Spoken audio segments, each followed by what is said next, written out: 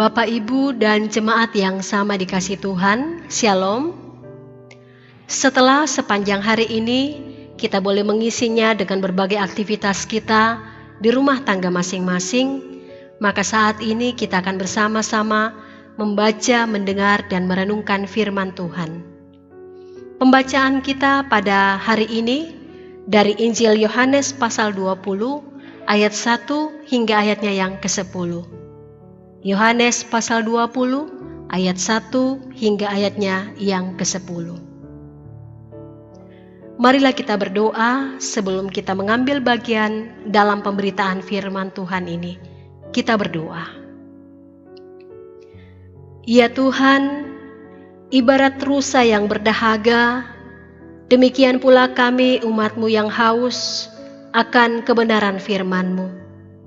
Oleh sebab itu bersabdalah kepada kami sekalian, karena firman-Mu ia akan menyegarkan diri dan kehidupan kami. Mampukan kami untuk dapat menghayati dan memberlakukannya dalam sepanjang hari hidup kami, sehingga setiap detik waktu hidup yang Tuhan karuniakan, semuanya boleh mengacu pada kesetiaan dalam memberlakukan firman-Mu. Terima kasih Bapa, berfirmanlah karena kami anak-anak-Mu telah siap sedia untuk membaca dan merenungkannya. Di dalam nama anak-Mu Yesus Kristus, firman yang hidup, kami berdoa kepadamu. Haleluya. Amin. Yohanes pasal 20 ayat 1 hingga ayatnya yang ke-10. Judul pembacaan kita adalah Kebangkitan Yesus. Firman Tuhan. Pada hari pertama minggu itu, pagi-pagi benar, ketika hari masih gelap, pergilah Maria Magdalena ke kubur itu, dan ia melihat bahwa batu telah diambil dari kubur. Ia berlari-lari mendapatkan Simon Petrus dan murid yang lain yang dikasihi Yesus, dan berkata kepada mereka, "Tuhan telah diambil orang dari kuburnya, dan kami tidak tahu di mana ia diletakkan." Maka berangkatlah Petrus dan murid yang lain itu ke kubur. Keduanya berlari bersama-sama, tetapi murid yang lain itu berlari lebih cepat daripada Petrus, sehingga lebih dahulu sampai di kubur. Ia menjenguk ke dalam dan melihat kain kapan terletak di tanah. Akan tetapi ia tidak masuk ke dalam.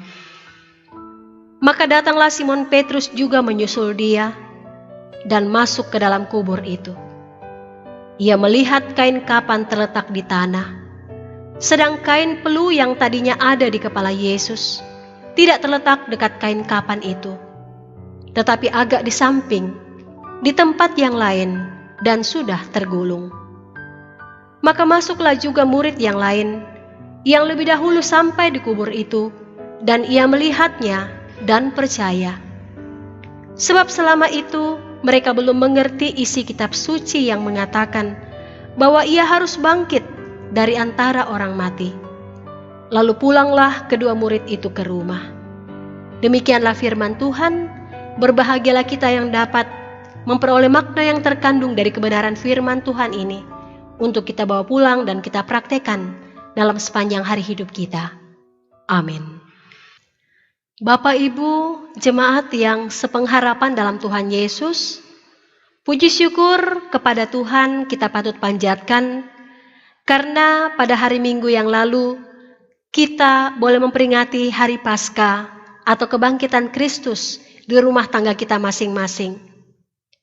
Tentu saja perayaan Paskah tahun ini berbeda dengan Paskah yang diselenggarakan beberapa tahun yang lalu. Kalau Paskah tahun-tahun yang lalu diselenggarakan di gereja, biasanya kalau hari Sabtu malam, setiap kita telah mempersiapkan diri dan kita tidak sabar menunggu Minggu subuh menjelang. Setelah itu Bapak Ibu Saudara-saudara, kita mempersiapkan diri menuju ke gereja, dan kita semua boleh mengambil bagian dalam perayaan Paskah yang telah dipersiapkan semaksimal mungkin oleh panitia yang telah terbentuk. Lalu anak-anak sekolah minggu juga sudah tidak sabaran menanti kapan waktunya mereka mencari telur yang telah disembunyikan oleh kakak-kakak pembimbing mereka. Jemaat yang sama dikasih Tuhan, pada tahun ini oleh karena pandemik virus corona, maka kita dibatasi untuk menyelenggarakan ibadah Paskah di gereja. Kalau tahun ini, oleh karena pandemik virus corona, maka perayaan Paskah harus kita laksanakan di rumah kita masing-masing. Dengan bantuan video online yang telah dipersiapkan oleh majelis, lalu di-share ke grup gereja Pauk Lahiroi, baik itu di WhatsApp maupun Facebook, bagi setiap jemaat yang boleh melakukan akses internet. Dan juga dipersiapkan lembaran tata ibadah dan khotbah untuk dibagi oleh majelis sektor kepada anggota jemaat yang tidak bisa mengakses internet dalam menyaksikan ibadah atau khotbah online. Situasi menjadi sangat berbeda satu dengan yang lain. Bahkan jujur saya pun mengatakan, saya hampir tidak sanggup menahan air mata ketika ibadah itu berlangsung. Bahkan beberapa anggota jemaat yang mengekspresikan kesedihannya dan dimuat di media sosial. Saudara-saudara yang terkasih dalam Tuhan, saya tetap berharap agar suasana seperti ini, di mana ibadah-ibadah yang diselenggarakan di rumah tangga kita masing-masing, atau yang disebut dengan eklesiola, sungguh-sungguh membuat kita semakin mendekatkan diri kepada Tuhan. Bahkan kita pun semakin akrab dengan saudara kita dan juga dengan anggota keluarga kita. Ada seorang yang bernama Jean-Paul Sartre. Dia lahir di Prancis dan menjadi seorang filsuf. Dia mengatakan, sebetulnya sejak usia 12 tahun, dia sudah tidak percaya akan adanya Allah. Padahal dia sudah pernah dibaptis. Jean-Paul Sartre ini menggagas konsep ateis. Dan sangat arogan, dia berkata, Allah itu tidak ada, sorga itu kosong. Dia berharap supaya manusia melupakan Tuhan, supaya manusia dapat merasakan kebebasan yang sebebas-bebasnya. Jean-Paul Sartre ini pernah mengatakan, memang dahulu Allah itu berfirman, memang dahulu Allah itu bertindak, tetapi kepada bangsa Israel saja. Dan sekarang Allah sudah tidak berfirman lagi. Allah sudah tidak berbuat lagi. Allah sudah tidak bertindak lagi. Karena Allah itu sudah mati. Saudara-saudara yang terkasih dalam Tuhan, apakah kita juga akan berkata demikian? Sama seperti Jean-Paul Sartre ini. Karena kegiatan ibadah kita dibatasi, karena aktivitas kita dibatasi, maka kita pun kemudian berkata Tuhan itu juga sudah mati. Kita harus berhati-hati dengan roh zaman sekarang ini. Karena bisa jadi ada banyak peristiwa dan kejadian yang membuat mata kita buta, yang membuat telinga kita menjadi tuli, buta terhadap perbuatan-perbuatan Tuhan yang dahsyat dan ajaib, dan tuli tatkala mendengar firman atau kebenaran yang disampaikan kepada kita. Memang jalan yang Tuhan tentukan acap kali tidak dapat dimengerti oleh akal budi dan logika kita. Terlebih ketika Tuhan Yesus mengalami penderitaan, mengalami kesengsaraan, mengalami penyaliban, mengalami kematian. Logika kita, pikiran kita sebagai manusia pasti akan beranggapan, bagaimana Yesus yang adalah Tuhan harus mengalami penderitaan seperti itu. Namun saudara-saudara yang terkasih, segalanya tidak berakhir pada kematian. Semua itu telah dilampaui oleh Tuhan Yesus. Ia telah bangkit, berarti ia telah melampaui penderitaan, ia telah melampaui penyaliban, ia telah melampaui kesengsaraan, dan ia pun telah melampaui kematian.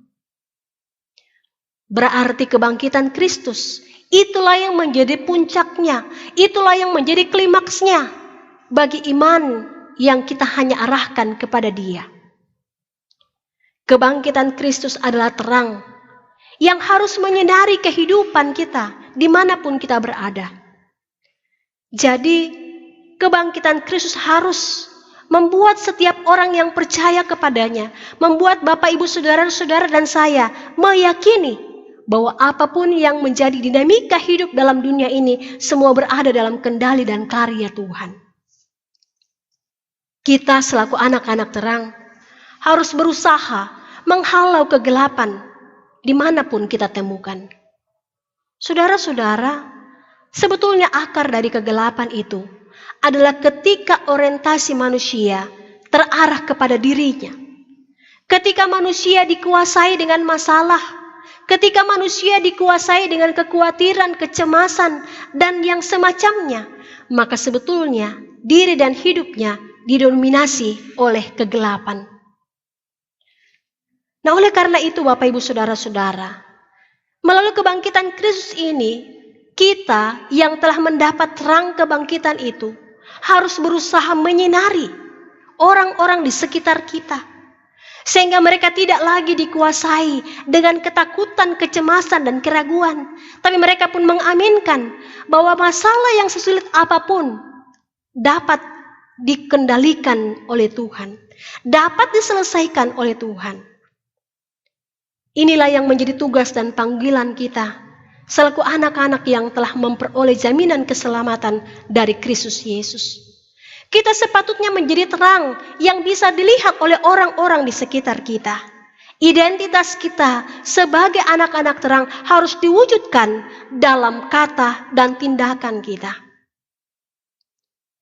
Bapak, Ibu, dan jemaat yang sama dikasihi oleh Kristus Yesus, hidup dalam terang kebangkitan Kristus membutuhkan perubahan cara berpikir kita, perubahan gaya hidup kita. Kalau sebelumnya kita berada dalam dominasi persoalan dan masalah, maka kini kebangkitan Kristus mau mengubah cara berpikir kita itu untuk menjadi orang-orang yang lebih daripada pemenang.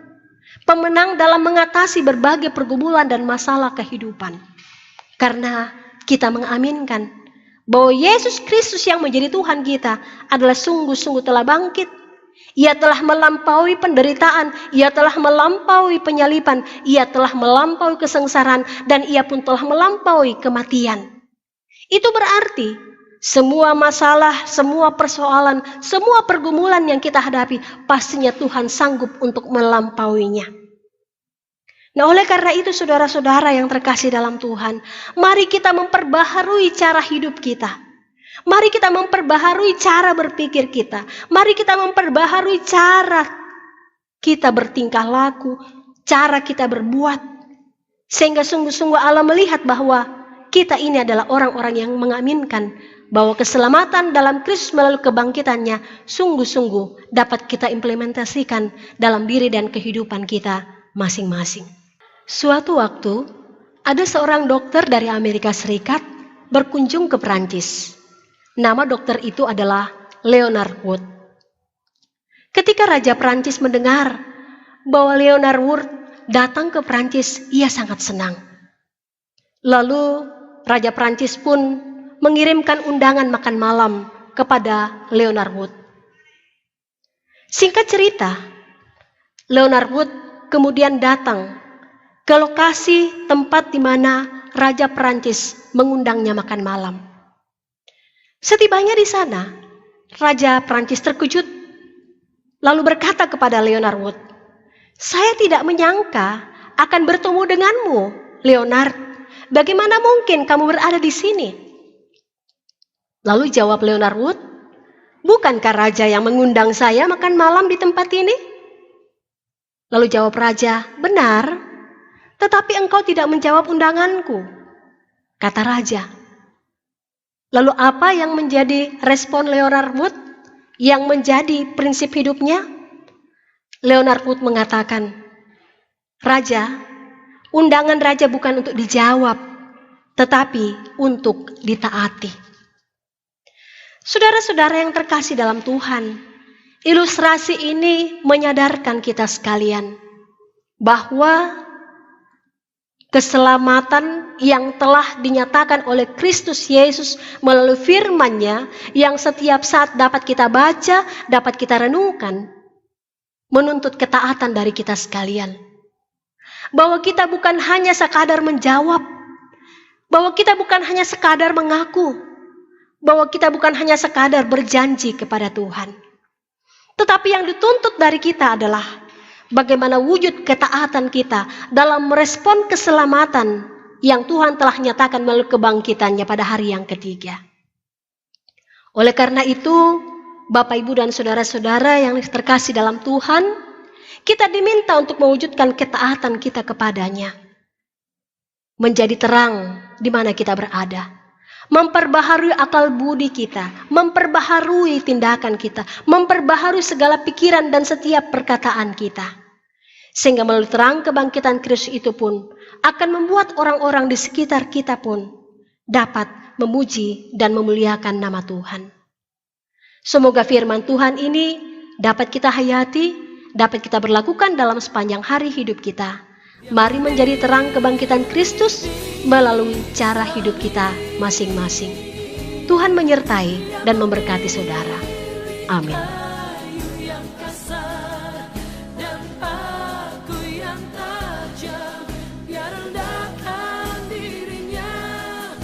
Curahkan darahnya, Dia Tuhan, Dia Raja yang memilih.